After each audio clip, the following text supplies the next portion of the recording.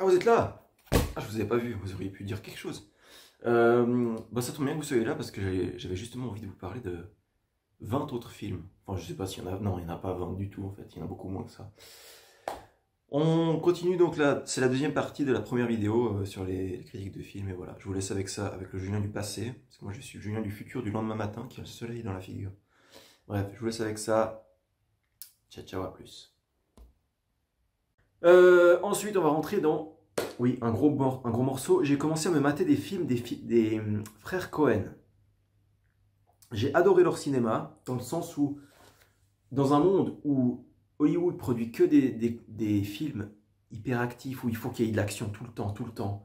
Il faut que ça pète, il faut attirer l'attention à chaque seconde pour que le lecteur de se perde, le, le, le- putain, le spectateur, voilà, je cherchais le mot. Le spectateur soit toujours, ne perde jamais l'attention. Eh bien, les frères Cohen, ils arrivent et ils posent leur truc un peu lent, un peu mou parfois, et ils disent ouais, mais ça c'est notre film. Ils sont un peu là en mode rien à foutre, que ce soit pas rapide, que ce soit un peu lent par moment, c'est ça notre film. Ils sont arrivés avec ce ton-là, et j'ai adoré le culot de faire ça en fait. J'ai adoré. Alors j'ai pas tout adoré. Je vais vous en citer certains dont je ne vais pas vous parler parce que j'ai moyennement accroché. Je pense notamment à Inside Llewyn Davis, à la fin j'étais en mode ouais, mais bof quoi. À Serious Man, j'étais en mode pourquoi? Pourquoi ce film? En fait, c'est un film sur les qu'est-ce que c'est d'être juif aux États-Unis et de grandir et de faire des bar mitzvahs et tout ça. Et tu te dis pourquoi faire un film là-dessus? En fait, les deux réalisateurs sont juifs. En gros, c'est une tranche de leur vie, quoi, clairement, qu'ils ont mis dans ce film. Mais moi, ça m'a pas parlé du tout. Bref. True Grit. À la fin, j'étais en mode ouais. Bon, il était un peu mieux que les autres, mais à la fin, ça m'a quand même. Ouais, ça va. Il m'a plu, mais moins plu que les autres. Qu'est-ce que j'ai regardé encore? Je sais plus. Bref. Mais tout ça pour dire qu'aujourd'hui, on n'est pas là pour parler de ça, puisque je vais vous parler de ceux qui m'ont plu. Notamment The Big Lebowski. Je pense que c'est pas trop une surprise, étant donné que c'est le préféré de beaucoup de monde, des réalisateurs.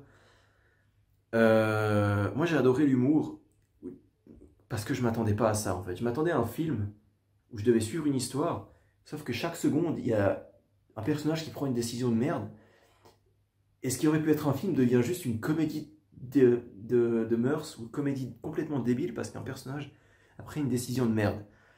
Et du coup, ça m'a pris à contre-pied, en fait. Je m'attendais à suivre un film, il y a un personnage qui dit non, on va prendre ce choix de merde pour aller dans une direction de merde que, que personne n'a anticipé. Ok, je m'attendais pas à ça, c'est vrai. Et chaque moment, en fait, ça. Tu suis des personnages qui ont la poisse. À la base, c'est deux persos qui vont souvent au bowling. Et par un malentendu, parce qu'il y en a un qui s'appelle Lebowski, mais il se trouve que ils sont venus le braquer, alors qu'en fait, ils devaient braquer le Lebowski qui était milliardaire. Mais ils ont braqué le gros loser qui habite le quartier d'à côté, qui s'appelle aussi Lebowski. Donc finalement, ils ont dit merde, on s'est trompé. Mais ils ont été kidnapper la femme du vrai Lebowski, donc le Lebowski, euh, le milliardaire. Et du coup, le milliardaire fait appel au loser pour lui dire ok, toi, t'as vu à quoi ils ressemblent, t'as vu leur tête. Je vais demander d'aller chercher ma femme, comme ça tu pourras me dire si c'est eux. Tu pourras reconnaître si c'est eux qui t'ont. Si c'est vraiment eux que les criminels qui ont été braqués chez toi. Et bref, du coup, il y va, sauf que tout tourne mal. Quand je vous parle de décision de merde, ils doivent amener la rançon du coup sur place pour récupérer la femme, sauf qu'il y a son pote, le pote du mec qui doit amener la rançon, il dit hé, hey, si on gardait la rançon pour nous et on se taillait et on ne revoyait plus jamais personne. Ce qui peut être une idée, effectivement. Mais voilà, c'est décision de merde sur décision de merde comme ça. Et non, le film m'a fait bien marrer en vrai. M'a bien fait marrer. J'ai entendu qu'il y a certains qui adhèrent pas à l'humour. Mais franchement, pour moi, c'est dans le haut du panier de ces réalisateurs. Le film m'a pris à contre-pied. si je peux m'exprimer ainsi. Parce qu'il m'a mis de l'humour là où je l'attendais pas. Tellement c'est débile, mais c'est ultra débile ce film. Mais c'est drôle du coup. Je vous le conseille largement. Une grosse recommandation de ma part. Voilà, on va rester dans les frères Cohen avec No Country for Old Men. On est déjà à 25 minutes, putain ça c'est long. No Country for Old Men qui est pour moi aussi dans le très haut du panier de ces réalisateurs, qui est donc mon top 2 de ces réalisateurs. Si Big Lebowski c'est le top 1, No Country for Old Men c'est le top 2. Même si ça n'a rien à voir, et du coup c'est pas une comédie celui-là, c'est même pas drôle, parce que tu suis un tueur en série qui tue de sang-froid. Je sais plus vraiment pourquoi il tue, je crois qu'il est juste parce qu'il aime ça. Et là encore, il y a encore une histoire de mallette avec du fric qui lui a été dérobé, il y a un type qui l'a trouvé. Le tueur en série il a appris que ce type lui a dérobé sa mallette de fric. Et c'est tout le film, en gros, c'est une chasse à l'homme. Le tueur en série poursuit le type sans savoir exactement où il est. Il a une idée plus ou moins de la région dans laquelle il est. Et l'autre, il sait qu'il est poursuivi. Et il commence à... C'est une partie de cache-cache, en fait. Tu as cette tension permanente de est-ce qu'il va le trouver ou pas. C'est ça qui rend le film excellent. Quand tu vois le niveau de psychopathe du mec, du tueur en série, tu te dis, ok, s'il le trouve, il va passer un sale quart d'heure. Parce que sur son chemin, dès que quelqu'un lui donne une fausse information ou le frustre, c'est une balle dans la tête, ou une balle dans les jambes, ou ce que tu veux. Donc tu vois le niveau du tueur en série, tu dis ok. Mais du coup, le film est excellent. Du début à la fin, t'es pris dedans. Le tueur en série, je vous ai pas dit, mais c'est Javier Bardem qui joue super bien le rôle. Vraiment. Du gros psychopathe.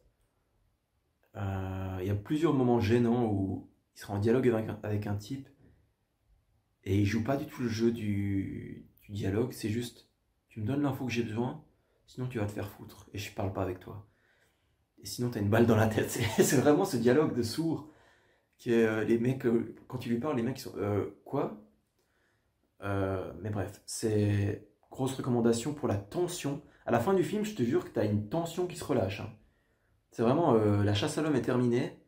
Ouah parce que tu as une tension qui s'installe grandissant pendant le film et qui déteint sur toi. Mais bref. Grosse recommandation pour ma part. Et ma dernière recommandation des frères Cohen, ce sera Burn After Reading.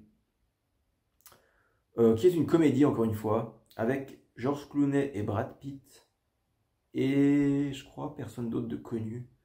Oui, il y a la meuf qui a joué dans Fargo. Fargo, c'est vrai que d'ailleurs, j'en ai pas parlé, mais le film est bon. C'est un bon film, j'ai passé un bon moment, mais rien de transcendant. Pour moi. Personnellement. Je sais qu'il fait l'unanimité ce film, mais pour moi, à la fin, j'étais... Ouais, un énième film sur des tueurs en série. Voilà. C'est une histoire sympa à suivre, c'est vrai. Mais moi, ça m'a pas transcendé. Bref. La meuf de Fargo qui joue la flic dans Fargo, elle est de retour dans Burn After Reading. Le film est vraiment bien. Parce que c'est un concours de circonstances. C'est... Je me souviens plus exactement de l'histoire. Je me souviens qu'il y a quelqu'un qui a enregistré des données sur une cassette, si c'était des données secrètes, mais je me souviens même plus ce que c'est ces données en fait qu'il a enregistrées. Et bref, il y a Brad Pitt qui joue un coach de fitness. D'ailleurs, c'est un des seuls rôles où je l'ai vu vraiment en train de jouer vraiment. Le mec joue Johnny Bravo. Son rôle dans le film, c'est Johnny Bravo. Il est coach de fitness. Genre, il joue que par ses muscles. Il est ultra débile. Et voilà. Mais du coup, c'est marrant. George Clooney joue un type qui trompe sa femme. Je me souviens plus de toute l'histoire autour de George Clooney. Mais ouais, c'est pas mal. Tout ce que je me souviens, c'est que je suis ressorti de ce film avec un bon souvenir. Et avoir passé un bon moment. Je vous le recommande, en tout cas. Ça fait partie de mes 3 recommandations. Pour l'instant, c'est mon top 3 frères Cohen, étant donné que il n'y en a pas d'autres pour l'instant. Quoique, est-ce que je mettrais Fargo avant celui-là? Je sais pas. Non, je pense Fargo, je le mets en 4. Ça va être un top 4 controversé, je sais bien. Mais sachant qu'il y en a encore d'autres que je dois regarder, genre Arizona Junior, qui a l'air pas mal, Et, et quoi? Je sais plus, mais il y en a d'autres. Ah oui, A Suspicious Man? Non, c'est quoi? Un autre avec... je sais plus. Un titre qui ressemble à ça. Mais c'est pas ça. Bref, j'ai pas encore fini la filmographie parce que c'est des moments, globalement, je passe des très bons moments devant leurs films. C'est vraiment des films où ils disent fuck le cinéma hollywoodien qui dit qu'on doit aller vite et on doit faire des trucs, des blockbusters. Nous, on va prendre notre film, on va faire notre film, on va prendre notre temps. Tant pis si ça plaît pas, mais on aura fait notre film. Voilà un peu la mentalité, j'ai l'impression, avec laquelle ils font leurs films. Et c'est respectable, c'est très respectable. Et pour ça, grand respect. Et du coup, je vais continuer à regarder leurs films. Bref, on va switcher sur un autre réalisateur. Enfin, pour le coup, un seul film de ce réalisateur. On va parler de Tenet, de Christopher Nolan, que j'ai regardé. Contrairement à ce que beaucoup de gens disent, j'ai apprécié le film. Même si c'est vrai que c'est un peu tiré par les cheveux et même si c'est vrai que c'est un peu trop long, parce que je crois qu'il fait 3 heures. Mais j'ai apprécié. C'est suffisamment rare pour mentionner que j'ai apprécié un film de Nolan. Parce que c'est un délire avec des, des, des voyages dans le temps. Enfin, c'est pas des voyages dans le temps en fait. C'est plus subtil que ça. C'est vraiment... Tu rembobines en fait ta vie. Mais c'est encore plus subtil que ça parce que c'est pas un rembobinement euh, dans ta propre vie. Je sais pas si tu vois ce que je veux dire. En gros, tu commences ta vie, ensuite tu vas trouver l'objet qui te fait rembobiner. Du coup, tu vas commencer à rembobiner ta vie, sauf que tu vas revenir en arrière, mais à côté de ta vraie vie. Du coup, le mec, je sais pas comment vous faire un dessin. Si ça c'est ta vie, là tu trouves l'objet qui te fait rembobiner. Du coup, tu rembobines là. Du coup, pendant que tu es là, sur la vraie timeline, tu vois ton vrai toi du passé. Alors que toi, tu es en train de revenir dans le passé et lui, il est en train d'avancer dans le futur. Tu vois ce que je veux dire? Du coup, il y a plein de moments où ils vont se retrouver, les deux, dans la même timeline. Ils vont se voir. La même personne va se voir. Parce qu'il y en a un qui est en train de revenir dans le passé et l'autre qui est en train d'avancer dans le présent. Tu vois? Et c'est tout le délire autour de ça. Après, j'ai pas tout compris. J'ai l'impression qu'il y a des grosses incohérences dans le film avec la personne qui est en train de retourner dans le passé. Moi, ce que je me disais, c'est, ok, donc s'il est en train de rebobiner tout, il y a des moments dans le film où tu vois des gens parler en rembobinage, c'est-à-dire des phrases dans le sens inverse, et ça devient un charabia incompréhensible. Mais il y a des moments où il y a le type qui était en train de rembobiner, parle un anglais couramment, enfin j'avais vu le film en anglais, il parle en anglais couramment normal. Et tu me dis, mais il est en train de rembobiner, il devrait parler en inversé, non? Et puis non, il parle normalement. Bref, c'est bizarre, mais j'ai bien aimé le délire de pouvoir remonter dans le temps, mais en même temps dans une nouvelle timeline, je sais pas comment dire. C'est dans ces délires-là. C'est tiré par les cheveux, mais ça m'a amené à réfléchir. Du coup, pendant le film, je me disais, ah mais si, il remonte dans le temps là, du coup là, ça veut dire qu'il n'était pas là. Ça m'a amené à réfléchir et du coup, j'ai bien aimé. Voilà. J'ai ressenti les mêmes feelings que quand je regardais Memento, qui est aussi de Nolan pour le coup, et que quand je regardais quoi? Qu'est-ce qu'il y a d'autre de lui qui était bien? Ah ouais, c'est vrai, il n'y a rien d'autre. Non, je rigole. Non, je rigole, c'est pas vrai. C'est pas vrai, j'ai pas détesté ses films à lui. En vrai, la trilogie Batman, j'ai bien aimé. Inception, j'ai bien aimé. Qu'est-ce qu'il y a d'autre que j'ai bien aimé? Je sais plus. Je crois que ça s'arrête là. Vous venez pas de me parler de Oppenheimer et de Prestige. Parce que je me suis fait chier comme un rat mort. Bref. On va parler de Sans filtre. Sans filtre de son... D'ailleurs, c'est la Palme d'Or 2020. 2020. Entre 2020 et 2023. Je ne sais plus exactement quelle année. Mais voilà. Même peut-être 2024. Non, ça m'étonnerait. Bah non, c'est pas encore sorti. De son nom original en anglais, The Triangle of Sadness. qui est globalement une croisière de riches.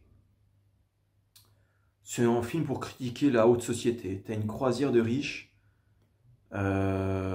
qui tourne mal. Et tu vois comment réagissent les riches quand ça tourne mal. Voilà. C'est vraiment de la critique de la haute société bête et méchante. Moi, j'ai pas réussi à voir au-delà de ça. C'est vraiment... le film enfonce des portes ouvertes. Vraiment, les riches sont des gros bourgeois qui pensent qu'à bouffer, qui ont aucun... Bon, après, oui, la critique est louable, mais j'ai pas... En fait, j'ai l'impression que ce qui a beaucoup plu dans ce film, c'est la scène du vomi. Parce qu'il y a une scène du vomi où tout le monde a le mal de mer et commence à vomir. Mais c'est de l'anarchie. C'est une scène d'anarchie. Et j'ai l'impression que ce qui a fait marrer les gens, c'est cette scène. Moi, je trouvais ça un peu dégueu. Mais ça m'a pas forcément fait marrer. Et du coup, le film en lui-même, j'étais un peu en mode, ouais. Ouais, je suis passé peut-être à côté du film. C'est possible. Mais voilà. Si vous le regardez, dites-moi ce que vous en pensez. Et nous sommes à 36 minutes. J'aurais dû séparer la vidéo en deux, c'est bien ce que je pensais. Mais nous n'allons pas le faire. Donc à la place, on va parler de Point Break, qui sera le dernier film dont je vais vous parler dans cette vidéo. Point Break avec Keanu Reeves et Patrick Swayze. Voilà, j'ai failli oublier le nom. Donc Point Break qui fait référence au point de rupture dans le surf. Je crois que c'est le point de rupture, j'imagine que c'est le point avec lequel quand tu es sur ta planche de surf, c'est le point où tu décroches et où tu tombes de ta planche, tu perds l'équilibre. J'imagine que c'est ça. Je me souviens plus exactement si c'est ça dans le film, mais ça devait être un truc dans ce délire-là.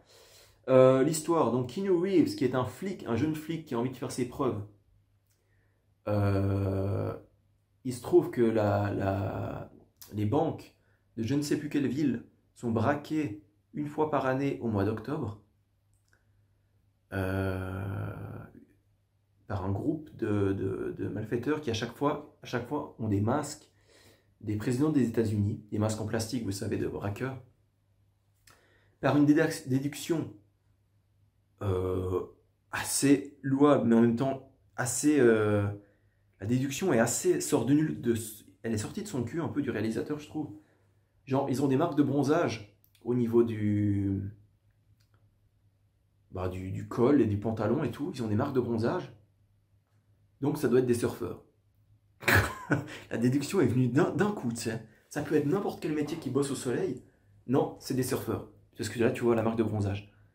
Ok, du coup, ils infiltrent des gangs. Il y a un flic, donc Keanu Reeves, le flic, il va infiltrer un gang de surfeurs d'une ville pour essayer d'obtenir des renseignements si par hasard ils savent qui fait des braquages ou je ne sais pas quoi. Donc il va infiltrer un gang de surfeurs en se faisant passer pour un jeune mec qui veut apprendre à faire du surf. Voilà, il va s'infiltrer dans ce gang et puis finalement, bah, ce qui va devoir arriver arriva. Il va découvrir qui sont les surfeurs qui font les braquages. Les surfeurs vont découvrir qu'il était flic infiltré.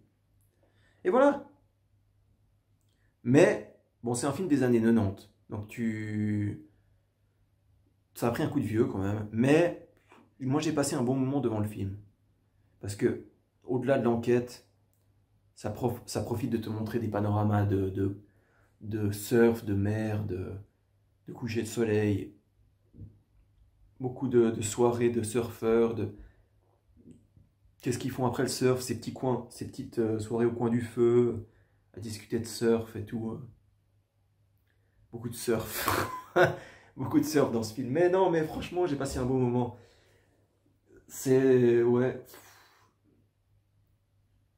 Oui. La fin, ça... Le climax à la fin est vraiment... On monte en crescendo jusqu'à la fin.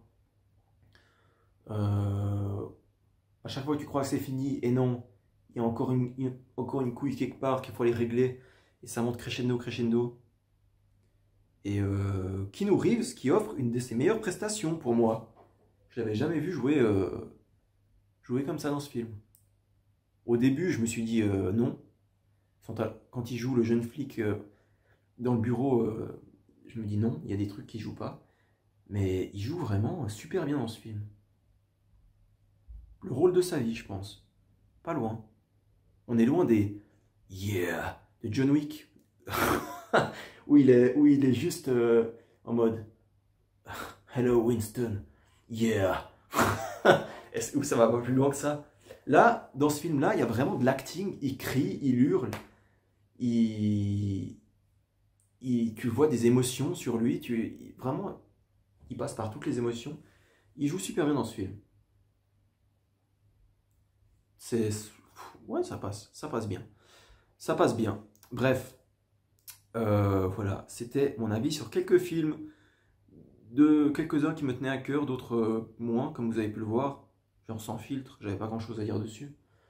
Voilà, mon petit avis sur quelques films. Globalement, c'est tous des recommandations, hein. Si je les ai mis dans cette liste, c'est que c'est des recommandations. Et voilà. Vous allez passer un bon moment, globalement, si vous regardez tous ces films. Je n'ai pas grand-chose de plus à vous dire. Je vous laisse là. C'était Julien. Ciao, ciao. Qu'est-ce que c'était que ça? Je sais pas. Et je vous dis salut, je vous dis bye bye. Et à la prochaine pour peut-être d'autres films. Allez, à plus plus.